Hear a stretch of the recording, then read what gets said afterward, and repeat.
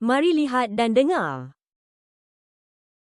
Sulalatus Salatin Bab 6, Hang Tuah dihukum bunuh.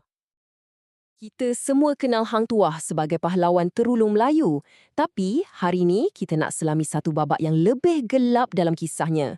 Kisah kejatuhan beliau. Satu cerita yang cukup dramatik yang betul-betul menguji hubungan antara seorang wira, rajanya dan apa sebenarnya makna taat setia. Soalan ni, inilah intipati cerita kita.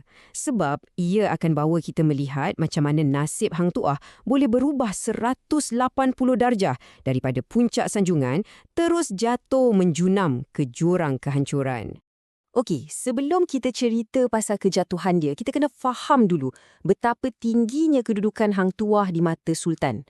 Dan semuanya bermula dengan satu tindakan taat setia yang, terus terang, memang luar biasa. Cuba bayangkan situasi ni. Kuda kesayangan Sultan terperosok dalam kubang najis. Semua orang kat situ, beratus-ratus orang, tengok je. Yelah, siapa yang nak kotorkan diri kan? Tapi tiba-tiba, tanpa fikir panjang, Laksamana Hang Tuah sendiri terjun masuk ke dalam kotoran tu. Dia sendiri yang ikat tali kat kuda tu untuk ditarik keluar. Satu perbuatan yang hanya dia seorang je yang sanggup buat. Cuba bayangkan, Hang Tuah keluar dari kubang tu, badannya penuh dengan kotoran. Ini bukan sekadar tindakan fizikal tau. Ini satu simbol. Simbol kesetiaan yang tak ada tandingannya. Yang mengatasi rasa jijik, status dan apa orang lain akan kata. Dan sudah tentulah, tindakan macam ni sampai ke pengetahuan Sultan. Baginda bukan main gembira lagi. Hang Tuah dipuji setinggi-tingginya. Dihadiahkan pula persalinan yang indah-indah. Waktu ni, memang tak boleh dinafikan lagi, Hang Tuah adalah hamba yang paling disayangi Sultan. Tapi, macam dalam mana-mana cerita tragedi, roda takdir ni berputar dengan sangat pantas. Keharmonian yang dibina atas dasar taat setia ni, tiba-tiba hancur berkecai. Semuanya berubah. Berubah kerana satu benda je, fitnah. Satu kabar angin yang cukup berbisa untuk menggelapkan seluruh istana Melaka. Inilah dia. Percanggahan yang paling dahsyat. Reputasi Hang Tuah, hamba yang paling setia. Tuduhannya bermuka dengan dayang istana. Satu kesalahan yang memang tak boleh dimaafkan dalam adat istana yang boleh membawa hukuman paling berat.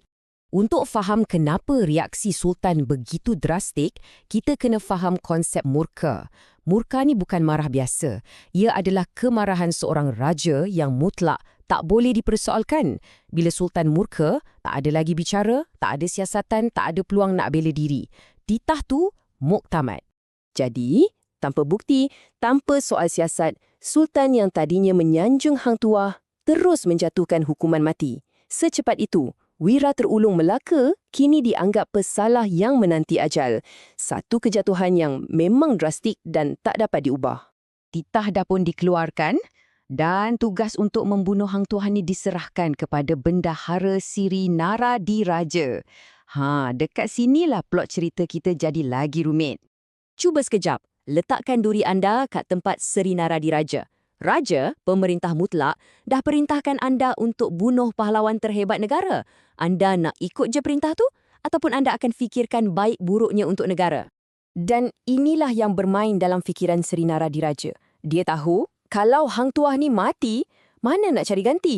Tak akan ada. Membunuh dia adalah satu kerugian besar untuk Melaka. Dan pada pandangan dia, kesalahan yang dituduh tu tak setimpal langsung dengan hukuman mati. Jadi, Seri Naradiraja buat satu keputusan yang sangat berisiko.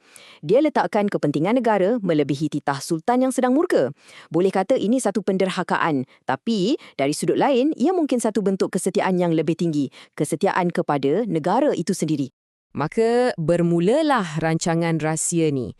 Seri Naradiraja tak bunuh Hang Tuah. Sebaliknya, dia bawa Hang Tuah pulang ke rumahnya senyap-senyap untuk disembunyikan daripada pengetahuan semua orang, terutamanya Sultan. Maka bermulalah satu fasa baru dalam hidup Hang Tuah. Seorang wira yang masih hidup, tapi pada mata dunia, dia dianggap sudah tiada. Seri Naradiraja pun menghadap Sultan dan dia laksanakan penipuannya. Dia beritahu Sultan, titah dah dijalankan, Hang Tuah dah mati. Dan reaksi Sultan? Sangat menarik. Baginda hanya diam. Tak cakap apa-apa. Satu kesunyian yang penuh dengan seribu makna. Inilah realiti hidup baru Hang Tuah. tersembunyi di sebuah dusun, terasing dari dunia. Dan yang paling menyedihkan, atas permintaan dia sendiri, kakinya dipasung. Mungkin sebab dia rasa bersalah atau mungkin sebab dia dah tak percaya pada diri sendiri. Walaupun dijaga dengan baik, hakikatnya bagi seluruh Melaka, Hang Tuah dah tak wujud lagi. Tapi selamat dari segi fizikal, tak semestinya hati pun selamat kan? Walaupun dijaga dengan sempurna, Hang Tuah hidup dalam kesedihan yang sangat mendalam.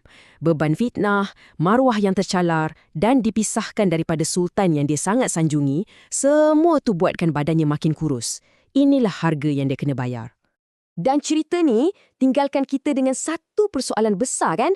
Tindakan Seri Naradiraja tu, dia menderhakai titah raja, tapi dia selamatkan Viranegara. Jadi adakah itu satu kesetiaan yang lebih agung kepada negara ataupun ia tetap satu pengkhianatan kepada raja? Kat mana sebenarnya garisan antara taat setia dan penderhakaan? Fikir-fikirkanlah.